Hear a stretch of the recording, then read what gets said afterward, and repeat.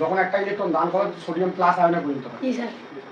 আবার এই ক্লোরিন ওই দানকৃত ইলেকট্রনটি গ্রহণ করে ক্লোরিন কি হয়, মানে ক্লোরিন মাইনাস আয়নে পরিণত হয়।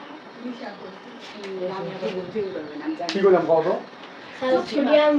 সোডিয়াম যখন একটা ইলেকট্রন দান করে সোডিয়াম প্লাস আয়নে পরিণত হয়, ক্লোরিন যখন একটা ইলেকট্রন গ্রহণ করে ক্লোরিন মাইনাস আয়নে পরিণত হয়। এখন আমরা যদি যোগ করি এটা হবে সোডিয়াম আর এটা হবে কি ক্লোরিন। হ্যাঁ, আর এখানে একটা কি থাকবে, ইলেকট্রন থাকবে যদি যোগ করে। আর এইদিকে কি থাকে, সোডিয়াম প্লাস আয়ন, একটা ইলেকট্রন আর একটা ক্লোরিন মাইনাস আয়ন। ইলেকট্রনটা ওইদিকে যদি যায় তাহলে এই ইলেকট্রন কাটি দেওয়া যায় না, ওই পাশে গেলে তো অটোমেটিক মাইনাস হবে।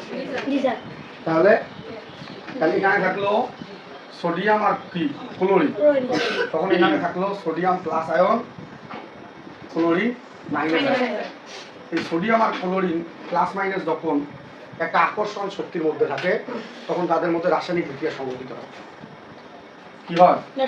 রাসায়নিক বিক্রিয়া সংঘটিত হয়ে এই যে সোডিয়াম আর ক্লোরিন, সোডিয়ামের যোজনী এক ক্লোরিনকে দেয়, ক্লোরিনের যোজনী এক সোডিয়ামকে দেয়। যেহেতু এক লেখার কোনো প্রয়োজন হয় না তখন সোডিয়াম ক্লোরাইড উৎপন্ন হয়।